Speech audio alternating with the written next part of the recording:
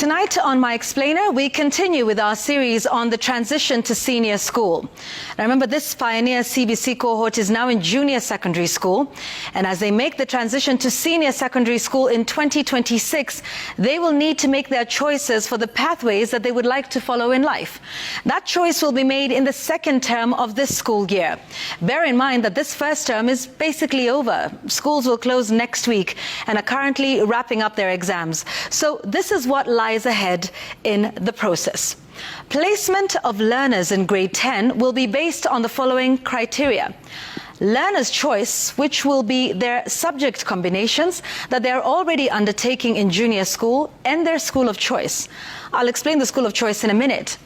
Then there is also the matter of merit, which will be their academic performance in their grade 9 assessment.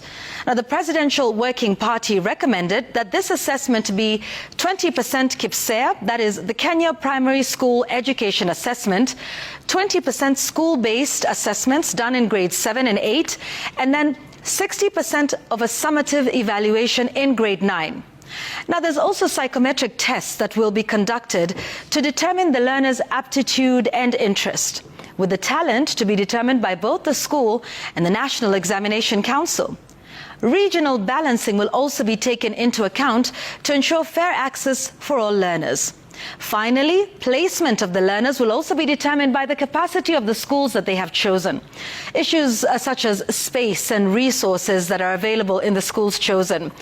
Now, to help them make this all-important decision, the learners are supposed to go through some rigorous career guidance and counseling programs that are done together with their teachers and parents or guardians.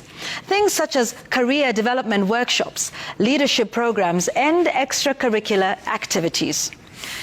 But that selection of schools will be based on the pathways that the learners wish to pursue and accommodation. So that is the type of schools that they would like to go to. In total, the learners will be selecting 12 schools, 7 schools for the first choice pathway, 3 for the second choice, and 2 for the third choice pathway. Out of these, 9 will be boarding schools, 4 of which will be from the learner's home county, with the remaining 5 schools based outside their county of residence. The other 3 will be day schools in their home county. Now, all the schools must have at least 2 pathways, and this is how they are categorized. Remember that we do not have pure or full, if you like, boarding schools anymore. So the senior schools are either day schools or hybrid, which offers both boarding and day schooling options. Some of those will then offer all 3 pathways, while others will offer 2 of the 3.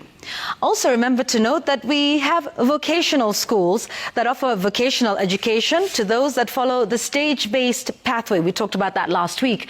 And then we've got the special needs schools that offer education to learners with hearing impairment, visual impairment, and physical impairment. And these schools are also important in terms of giving them lifelong skills that are required for this. Now, there's a lot of questions about how this will work, and the gaps continue to arise even as this process continues.